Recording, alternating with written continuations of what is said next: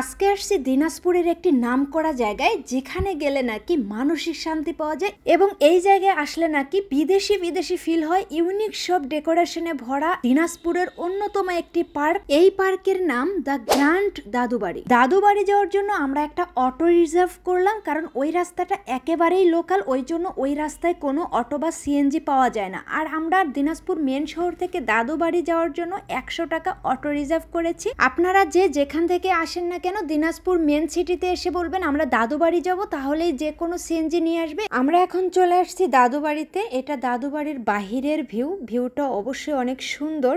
আর এটা হচ্ছে দাদুবাড়ির গেট। আমি বুঝলাম না দাদুবাড়িতে আসার জন্য আবার টিকিট কাটতে হয় কিনা, এটা প্রথম দেখলাম দাদুবাড়িতে আসতে টিকিট কাটতে হয়। যাই হোক, এটা যেহেতু পার্ক তো টিকিট কাটতেই হবে। তো আপনি মেন গেট থেকে প্রবেশ করলেই এই ভিউটা দেখতে পারবেন। এখন আমি যে ভিউটা দেখাচ্ছি, এই যে পেমেন্ট স্টেশন, এখান থেকে আপনাকে টিকিট কাটতে হবে। এখানে আবার ক্যামেরা অ্যালাউ না, যার কারণে ক্যামেরা অফ করে টিকিট কাটলাম। প্রতিটি টিকিটের দাম নিয়েছে 100 টাকা। এখানে সিকিউরিটি সিস্টেম অনেক হাই। আমি যখন কয়েন নিয়ে আসছিলাম তখন আমার ব্যাগ চেক করা হয়েছে, যেটা ভিডিও করতে দেয়নি। এখন আমরা প্রবেশ করছি একদম মেইন পার্কের ভিতরে। এখানে প্রবেশ করে আপনি যে ভিউটা দেখতে পারবেন সেই ভিউটাই আমি এখন দেখাচ্ছি। যে যতই বলুক বিদেশি, কিন্তু ফিল হচ্ছে আমি বাংলাদেশে আছি। তবে হ্যাঁ, তারা সর্বোচ্চ ভালো করার চেষ্টা করেছে। পার্কটিতে প্রবেশ করলেই বোঝা যাচ্ছে। এই যে এখন যেই ব্রিজটা দেখতে পাচ্ছেন, এটা কিন্তু সম্পূর্ণ গ্লাসের উপর ডিপেন্ড করে ব্রিজটা তৈরি করা। এইগুলো বিদেশে অ্যাভেলেবেল দেখা যায়। আর নিচে এসেই দেখতে পারলাম একটা কুমির। তবে অবাক করার বিষয় হলো,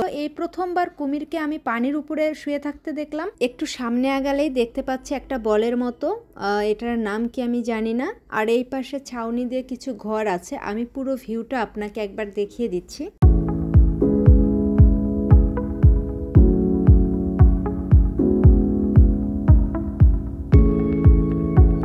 সামনে একটা রেস্টুরেন্ট আছে, এখানে সব ধরনের ফাস্টফুড খাবারগুলো পাওয়া যায়। কিন্তু মজার ব্যাপার হচ্ছে এখানে সবগুলো খাবার রিজনেবল প্রাইসে, যে সে এখানে খেতে পারবে। এটা আমার ভালো লেগেছে। কৃত্রিম একটা নদী তৈরি করা হয়েছে এই পার্কের চারপাশে। আর নদীর পাশে এইরকম চেয়ার টেবিল সাজানো আছে, যেখানে বসে আপনি এই নদীর পানি উপভোগ করতে পারেন কিংবা চারপাশের প্রকৃতি উপভোগ করতে পারেন। আর উপরে ছাউনি দিয়ে রেখেছে যেন নদীতে গাছের পাতা টাতা না পড়ে। নদীর দুপাশে এরকম গাছপালা দিয়ে পরিপূর্ণ। এখানে চেয়ার টেবিলগুলোতে বসলে আপনার অন্যরকম ভালো লাগবে যদি আপনি প্রকৃতি প্রেমী হন। প্রচুর রোদ উঠেছে, এই রোদের মধ্যে গণহারে হাঁটতে হচ্ছে, কারণ এরিয়াটা ভালোই বড়। তো চারপাশে এরকম গাছপালা, এখনো অনেক কাজ চলমান, মানে নতুন শুরু করেছে পার্কটি এরকম আর কি। জিরাফের মতো বড় কিছু একটা দেখলাম। এটা কি ডাইনোসর? আমি চিনি না, আপনি যদি চিনে থাকেন তাহলে কমেন্ট করবেন। আর এই পাশে গাছপালা আর একটা বড় ফাঁকা ফিল্ড। ফিল্ডের অপোজিটে সুন্দর। I don't ever slow up,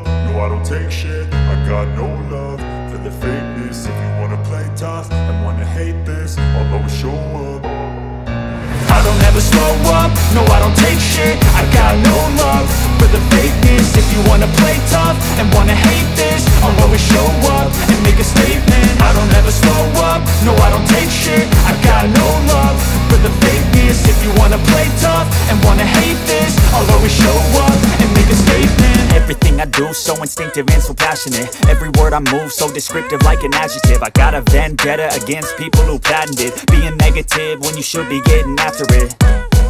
I got facts over tracks, this and that. Spitting slow, spitting fast. I could roast, I could gas. Think I'm okay at last, but I don't know if that can erase all the past. And the pettiness, a reflection of the emptiness. Hilarious, you think you're worth my time.